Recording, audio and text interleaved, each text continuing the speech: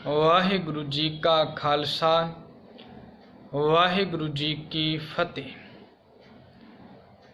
गुरु प्यारे गुरु सवारे सत संगी जनों, सतगुर दी अपार मेहरामत बख्शिश दे सदका चल रही लड़ीवार आनंद साहिब दी पावन गुरबाणी अंदर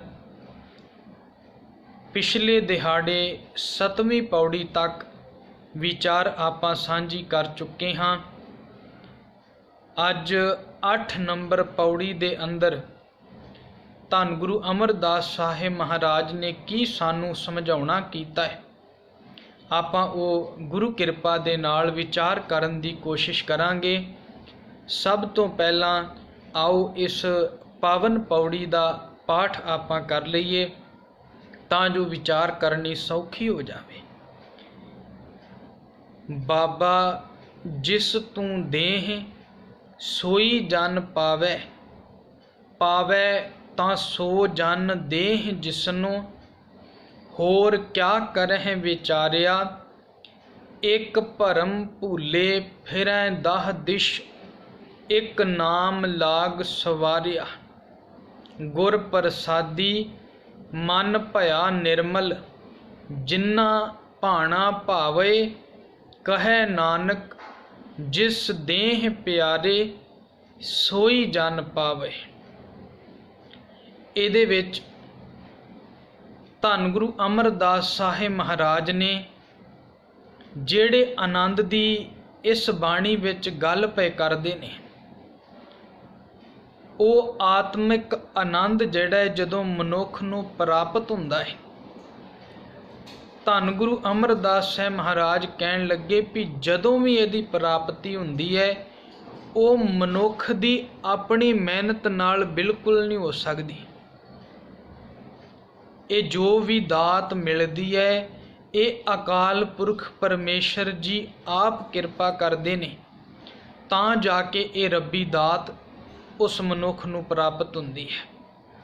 शब्द आपां नाल नाल लैके चलांगे तां जो सानू समझना सौखा हो जाए।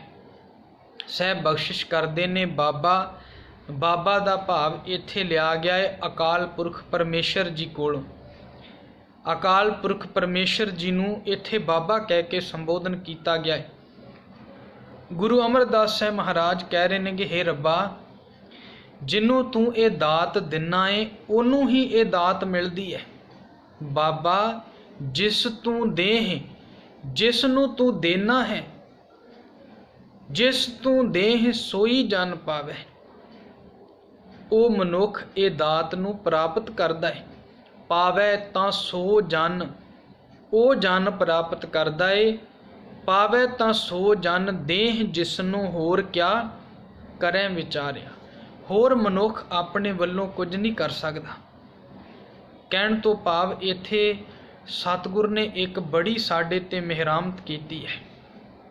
जदों आपां जीवन अंदर झाती मारदे हां ते मनुख दे अंदर एक बड़ी वड्डी जड़ी ये आपां कमी भी कह सकदे हां भी जदों ये मनुख कुछ प्राप्त करदा है उदों ये कहंदा है भी ये सारा कुछ जो कुछ घटना कर्म वापरिया, जो मैनू सफलता मिली है, जो मैं ये मुकाम हासिल किया, ये मैनू मिलिया है अपनी मेहनत दे नाल। इहदे विच मेरी अपनी मेहनत है। ते जदों कोई जीवन अंदर घाटा पै जावे, नुकसान हो जावे, जां जिस कारज नूं लैके ये तुरिया होवे वो कारज पूरा ना होवे ते ये की करदा है, कहंदा इहदे विच रब ने मेरे नाल चंगा नहीं कीता। कहण तो भाव जदों कुछ पाउंदा है उदों ये कहंदा है भी मैं आप कीता है।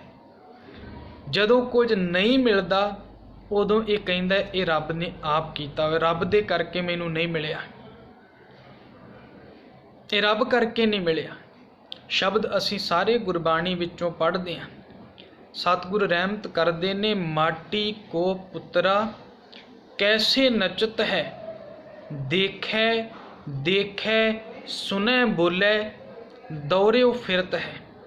ਸਾਹਿਬ ਅੱਗੇ ਰਹਿਮਤ ਕਰਦੇ ਨੇ, ਜਬ ਕਛ ਪਾਵੇ ਤਬ ਗਰਭ ਕਰਤ ਹੈ, ਮਾਇਆ ਗਈ ਤਬ ਰੋਵਨ ਲਗਤ ਹੈ। ਜਦੋਂ ਕੁਝ ਪ੍ਰਾਪਤ ਕਰਦਾ ਉਦੋਂ ਅਹੰਕਾਰ ਦੀਆਂ ਪੰਡਾ ਬੰਨ੍ਹਦਾ ਵੀ ਮੇਰੇ ਤੋਂ ਸਿਵਾ ਕੋਈ ਕਰ ਹੀ ਨਹੀਂ ਸਕਦਾ। ਪਰ ਜਦੋਂ ਉਸੇ ਬੰਦੇ ਦਾ ਕੋਈ ਨੁਕਸਾਨ ਹੋ ਜਾਇਆ ਕਰਦਾ ਹੈ, ਸਾਹਿਬ ਕਹਿੰਦੇ ਫਿਰ ਇਹ ਰੋਂਦਾ ਹੈ ਵੀ ਮੇਰੇ ਨਾਲ ਇਹ ਰੱਬ ਨੇ ਮਾੜਾ ਕੀਤਾ ਹੈ। ਪਰ ਸਤਿਗੁਰ ਕਹਿੰਦੇ ਇੱਕ ਗੱਲ ਪੱਕੀ ਆਪਣੇ ਜ਼ਿਹਨ ਵਿੱਚ ਚੇਤੇ ਰੱਖ, ਨਾਰਾਇਣ ਨਿੰਦਸ ਕਾਏ ਭੂਲੀ ਗਵਾਰੀ, ਦੁਕ੍ਰਿਤ ਸੁਕ੍ਰਿਤ ਥਾਰੂ ਕਰਮਰੀ। ਰੱਬ ਨੂੰ ਕਿਉਂ ਨਿੰਦਦਾ ਪਿਆ ਏ? ਜੇ ਚੰਗੇ ਅਤੇ ਮਾੜੇ ਕਰਮ ਇਹਨਾਂ ਦਾ ਤੈਨੂੰ ਕੋਈ ਫਲ ਮਿਲ ਰਿਹਾ ਹੈ ਤੇ ਤੇਰੇ ਆਪਣੇ ਕੀਤੇ ਹੋਏ ਕਰਮ ਨੇ, ਰੱਬ ਦੀ ਇਹਦੇ ਵਿੱਚ ਕੋਈ ਘਾਟ ਨਹੀਂ।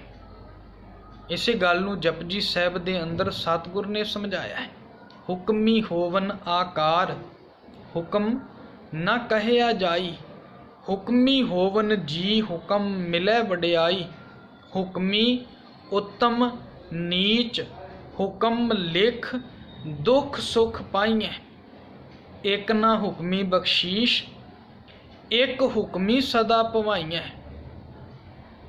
ਹੁਕਮੈ ਅੰਦਰ ਸਭ ਕੋ ਬਾਹਰ ਹੁਕਮ ਨਾ ਕੋਏ, ਨਾਨਕ ਹੁਕਮੈ ਜੇ ਬੁਝੈ ਤਾਂ ਹਉਮੈ ਕਹੇ ਨਾ ਕੋਈ। ਜਿਹਨੂੰ ਹੁਕਮ ਦੀ ਸਮਝ ਲੱਗ ਗਈ ਉਹ ਫਿਰ ਅਹੰਕਾਰ ਦੀਆਂ ਗੱਲਾਂ ਨਹੀਂ ਕਰਦਾ।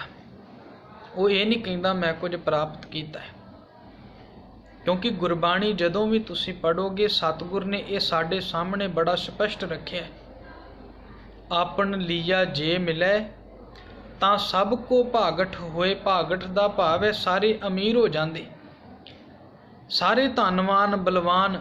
ਜਿਹੜੀਆਂ ਵਸਤੂਆਂ ਮਨੁੱਖ ਚਾਹੁੰਦਾ ਹੈ ਜੇ ਇਹ ਆਪਣੇ ਕੀਤੇ ਨਾਲ ਪ੍ਰਾਪਤ ਕਰਦਾ ਹੁੰਦਾ ਤੇ ਇਹਨੂੰ ਮਿਲ ਜਾਣੀਆਂ ਸੀ। ਆਪਨ ਲੀਆ ਜੇ ਮਿਲੈ ਤਾਂ ਸਭ ਕੋ ਭਾਗਠ ਹੋਏ, ਪਰ ਹੁੰਦਾ ਕੀ ਹੈ? ਕਰਮਾਂ ਉੱਪਰ ਨਿਬੜੈ ਜੇ ਲੋਚੈ ਸਭ ਕੋਏ। ਕਰਮਾਂ ਦੇ ਉੱਤੇ ਇਹ ਨਿਬੇੜਾ ਹੋਣਾ ਹੈ, ਮਨੁੱਖ ਨੂੰ ਕੀ ਮਿਲਣਾ ਹੈ ਤੇ ਕੀ ਨਹੀਂ ਮਿਲਣਾ। ਇਸੇ ਕਰਕੇ ਸਾਹਿਬ ਨੇ ਇਹ ਰਹਿਮਤ ਕੀਤੀ ਹੈ, ਕਰਮ ਧਰਤੀ ਸਰੀਰ ਕਲਯੁਗ ਵਿੱਚ ਜਿਹਾ ਕੋ ਬੀਜੈ ਤੇਹਾ ਫਲ ਪਾਏ। ਇਹ ਸਰੀਰ ਸਾਡੇ ਕਰਮਾਂ ਵਾਸਤੇ ਧਰਤੀ ਸਤਿਗੁਰ ਨੇ ਦਿੱਤੀ ਹੋਈ ਹੈ। ਜਿਵੇਂ ਕਿਸਾਨ ਕੋਲ ਜ਼ਮੀਨ ਹੋਵੇ, ਉਹ ਜ਼ਮੀਨ ਦੇ ਵਿੱਚ ਕਿਹੜਾ ਬੀਜ ਬੀਜਣਾ ਕਿਸਾਨ ਦੀ ਆਪਣੀ ਮਰਜ਼ੀ ਹੈ, ਅਤੇ ਉਹ ਬੀਜੇ ਹੋਏ ਬੀਜ ਤੋਂ ਬਾਅਦ ਉਹ ਇਹ ਨਹੀਂ ਕਹਿ ਸਕਦਾ ਵੀ ਮੈਂ ਬੀਜਿਆ ਕੁਝ ਹੈ ਤੇ ਵੱਢਾਂ ਕੁਝ। ਕਬੀਰ ਲੋੜੈ ਦਾਖ ਬਜ਼ੂਰੀਆਂ, ਕਿੱਕਰ ਬੀਜੈ ਜੱਟ ਹੰਡੈ ਓਨਕ ਤਾਏ ਦਾ ਪਹਿੰਦਾ ਲੋੜੈ ਪੱਟ। ਬੀਜੇ ਕਿੱਕਰ ਨੇ ਤੇ ਬਜੌਰ ਦੀਆਂ ਦਾਖਾਂ ਨਹੀਂ ਮਿਲਿਆ ਕਰਦੀਆਂ, ਭਾਵ ਜਿਹੜਾ ਕਰਮ ਕਰੋਗੇ ਉਹਦਾ ਫਲ ਮਿਲੇਗਾ। ਹੁਣ ਇੱਥੇ ਗੱਲ ਚੱਲ ਰਹੀ ਹੈ, ਸਤਿਗੁਰੂ ਜੀ ਇੱਥੇ ਆਤਮਿਕ ਆਨੰਦ ਦੀ ਗੱਲ ਪਏ ਕਰਦੇ ਨੇ ਕਿ ਮਨੁੱਖ ਨੂੰ ਆਤਮਿਕ ਆਨੰਦ ਜੇ ਚਾਹੀਦਾ ਹੈ, ਕਿਉਂਕਿ ਮਨੁੱਖ ਧਰਮ ਦੇ ਰਸਤੇ ਤੇ ਵੀ ਜਦੋਂ ਤੁਰਦਾ ਹੈ, ਧਰਮ ਦੇ ਰਸਤੇ ਤੇ ਵੀ ਤੁਰਦਾ ਹੈ ਜਦੋਂ, ਉਦੋਂ ਇਹ ਕਈ ਵਾਰ ਇਸ ਅਵਸਥਾ ਵਿੱਚ ਪਹੁੰਚ ਜਾਂਦਾ ਹੈ ਵੀ ਸ਼ਾਇਦ ਮੈਂ ਬੜੀ ਮਿਹਨਤ ਕਰ ਰਿਹਾ ਤੇ ਇਹਦੇ ਨਾਲ ਮੈਨੂੰ ਇਹ ਫਲ ਮਿਲ ਰਿਹਾ ਹੈ। ਜਿਵੇਂ ਅਸੀਂ ਅੱਜ ਦੇ ਸਮੇਂ ਵਿੱਚ ਲੈ ਲਈਏ, ਅਸੀਂ ਗੁਰੂ ਘਰ ਵੀ ਆਉਂਦੇ ਹਾਂ, ਗੁਰੂ ਘਰ ਵੀ ਆਉਂਦੇ ਹਾਂ, ਮਹੀਨਾ 2 ਮਹੀਨੇ ਆਉਂਦੇ ਹਾਂ, ਸੇਵਾ ਕਰਦੇ ਸਿਮਰਨ ਕਰਦੇ। ਜਿਵੇਂ ਜੇ ਕੋਈ ਕੁਝ ਕਹਿ ਦੇਵੇ ਨਾ ਸਾਨੂੰ ਵੀ ਭਲਿਆ ਤੂੰ ਆ ਕਰਮ ਕਰ ਤੇ ਰੱਬੀ ਰਹਿਮਤ ਹੋਵੇਗੀ, ਮੰਨ ਲਓ ਜੇ ਨਹੀਂ ਰੱਬ ਰਹਿਮ ਕਰਦਾ ਤੇ ਉਹ ਮਨੁੱਖ ਕਈ ਵਾਰ ਕਹਿ ਦਿੰਦਾ ਏ ਵੀ ਮੈਨੂੰ ਕੀ ਮਿਲਿਆ ਇੱਥੋਂ, ਮੈਨੂੰ ਕੀ ਮਿਲਿਆ ਏ, ਤੇ ਜਾਂ ਕੁਝ ਪ੍ਰਾਪਤ ਹੋ ਜਾਂਦਾ ਫਿਰ ਉਹ ਕਹਿੰਦਾ ਮੈਂ ਇੰਨੀ ਸੇਵਾ ਕੀਤੀ ਹੈ, ਇੰਨਾ ਚਿਰ ਮੈਂ ਸਿਮਰਨ ਕਰਦਾ ਰਿਹਾ, ਇੰਨੀ ਮੈਂ ਬਾਣੀ ਪੜ੍ਹਦਾ ਰਿਹਾ, ਇਹ ਤਾਂ ਮਿਲਿਆ ਹੈ। ਸਤਿਗੁਰੂ ਅੱਜ ਸਾਰਾ ਸਪਸ਼ਟ ਕਰ ਰਹੇ ਨੇ ਵੀ ਭਲਿਆ ਇਹ ਰੱਬੀ ਆਤਮਿਕ ਆਨੰਦ ਦੀ ਜਿਹੜੀ ਦਾਤ ਹੈ, ਇਹ ਗੱਲ ਵਿੱਚ ਕੋਈ ਦੋ ਰਾਵਾਂ ਨਹੀਂ ਹੈ। ਗੁਰਬਾਣੀ ਇਹ ਨਹੀਂ ਕਹਿੰਦੀ ਵੀ ਤੂੰ ਮਿਹਨਤ ਨਹੀਂ ਕਰਨੀ, ਮਿਹਨਤ ਕਰਨੀ, ਘਾਲ ਕਮਾਈ ਕਰਨੀ ਬਹੁਤ ਜ਼ਰੂਰੀ ਹੈ, ਬਹੁਤ ਜ਼ਿਆਦਾ ਜ਼ਰੂਰੀ ਹੈ। ਅੱਗੇ ਗੁਰੂ ਸਾਹਿਬ ਗੱਲ ਕਰਨਗੇ, ਪਰ ਸ਼ੁਰੂਆਤ ਸਤਿਗੁਰ ਕਰਦੇ ਨੇ ਵੀ ਕਿਧਰੇ ਮਨ ਵਿੱਚ ਅਹੰਕਾਰ ਨਾ ਲੈ ਕੇ ਆ ਜਾਈਂ, ਕਿਧਰੇ ਮਨ ਵਿੱਚ ਅਹੰਕਾਰ ਨਾ ਲੈ ਕੇ ਆ ਜਾਈਂ। ਜਿਵੇਂ ਸਾਹਿਬ ਦੀ ਬਾਣੀ ਵਿੱਚ ਤੁਸੀਂ ਪੜ੍ਹੋਗੇ, ਕਬੀਰ ਮਹਿੰਦੀ ਕਰਕੇ ਘਾਲਿਆ आप पिसाए पिसाए, तैं शह बात ना पुछिया, कबहू ना लाई पाए। भगत कबीर साहब कहन लगे भी मैं अपने आप विच इन्नी मेहनत कीती, हे रब्बा मैं तेरे मिलाप दे रस्ते ते तुरिया, जो कुछ मेरे कोल हो सकदा सी मैं कीता, ते मेहंदी वांगू अपने आप नूं पीस के इन्ना बरीक कर लिया है। भाव मैं तेरे नाल मिलाप दे लई बड़े उद्यम कीते ने, पर तू कैसी अपने वल्लों खेड वरताई, तू मेरे वल ध्यान भी नहीं दिता। फिर अगे गुरु साहब अपना श्लोक जिहड़ा अगां अंकित करदे ने, तुसी शायद इहदा पाठ कीता होवेगा। अगला श्लोक है धन गुरु अमरदास साहब महाराज दा। भगत कबीर साहब दे श्लोक तो अगां ही भी ये मेहनतां भी असल विच रब करवाउंदा है, मन विच भुलेखा ना रखिया जाए भी मेहनत मनुख आप करदा पिया। नानक मेहंदी करके रखिया। इत्थे गुरु साहब ये नहीं कह रहे भी मैं घालिया, वो कहंदे मैं मेहंदी वांगू अपने आप नूं रख दिता है। सो शह नदर करे, वो रब ने मेरे ते नदर कीती है। की कीती? उन्हें आप ही मैनू पीसिया है, आप ही मैनू घसाया है, ते आप ही अपने अंग दे नाल लाया है। कहण तो भाव जो कुछ मैं जीवन अंदर उद्यम उपराला कीता है, वो उद्यम उपराला तां हो सकिया है, उहदे विच रब ने किरपा कीती है। आपे पीसै, आपे घसै, आपे ही लाए लए, क्यों एह पिरम प्याला खसम का, जै भावै तैं दे। एक पिरम दा ये प्याला जिहड़ा पिरम प्याला ये खसम दा है, जिन्हों वो पाउंदा है उहनूं वो दिंदा है। सतगुर शुरुआत करदे ने, बाबा जिस तू देह सोई जन पावै, जिन्हों तू दिना है वो दात प्राप्त करदा है। पावै तां सो जन देह जिसनों, होर क्या करे विचारिया। ते दूसरे मनुख हो ने, एक भरम भूले फिरै दह दिश, एक भरम दे विच भटकदे रहिंदे ने भी शायद असीं कुछ कर लवांगे। जिवें गुरबाणी अंदर बहुत अपने वल्लों उद्यम उपरालियां दा जिक्र आउंदा है। मनुख ने बड़ा कुछ कीता। की कुछ कीता? बानारसी तप करे उल्ट, उल्टे लटक लटक के तप कीते बनारस विच। बानारसी तप करे उल्ट, तीरथ मरै अगन दहै, तीर्थां ते मरे अग नाल अपना आप साड़ सुटिया। काया कल्प कीजै, बानारसी तप करे उल्ट, तीर्थ मरै अगन दहै, काया कल्प कीजै। अश्वमेध जग कीजै, सोना गर्भ दान दीजै, राम नाम सर तऊ ना पूजै। छोड़ छोड़ रे पाखंडी, मन कपट ना कीजै, हर का नाम नितै नित नितै लीजै। ਇਹੋ ਜਿਹੇ ਕਰਮਾਂ ਦੇ ਨਾਲ ਕੁਝ ਮਿਲਣ ਵਾਲਾ ਨਹੀਂ ਹੈ, ਕੁਝ ਨਹੀਂ ਮਿਲਣ ਵਾਲਾ। ਇਹ ਅਹੰਕਾਰ ਦੀਆਂ ਚੀਜ਼ਾਂ ਵਾਦੀਆਂ ਨੇ। ਪਾਠ ਪੜ੍ਹਿਓ ਅਰ ਵੇਦ ਵਿਚਾਰਿਓ, ਨਿਵਲ ਭੁਅੰਗਮ ਸਾਧੇ, ਪੰਚ ਜਨਾ ਸਿਓ ਸੰਗ ਨਾ ਛੁਟਕਿਓ, ਅਦਕ ਅਹਮ ਬੁੱਧ ਬਾਧੇ, ਪਿਆਰੇ ਇਨ ਬਿਦ ਮਿਲਣ ਨਾ ਜਾਈ। ਮੈਂ ਕੀਏ ਕਰਮ ਅਨੇਕਾਂ, ਹਾਰ ਪਰਿਓ ਸੁਆਮੀ ਕੈ ਦੁਆਰੇ, ਦੀਜੈ ਬੁੱਧ ਵਿਵੇਕਾ। ਕੀ ਕੁਝ ਨਹੀਂ ਕੀਤਾ, ਮੋਨ ਭਇਓ ਕਰ ਪਾਤੀ ਰਹਿਓ, नगन फिरियो बन माही, तट तीर्थ सब धरती भ्रमियो, दुविधा छुटकै नाही। की कुछ नहीं कीता अपने जीवन में। सतगुर कहंदे बड़े उद्यम उपराले मनुख करदा है, शायद मैं आप प्राप्त कर लवांगा। गुरु साहब कहंदे आप नहीं प्राप्त कर सकदा। तेरा इक्को ही कर्म है, तैनूं भाणे विच जीना आउणा चाहीदा। एक भरम भूले फिरै दह दिश, एक कई ऐसे ने नाम लाग सवारिया। रब की किरपा है, कईयां नूं भरम दे विच भटका दिंदा है ते कईयां नूं नाम दे नाल ला के सवार दिंदा है।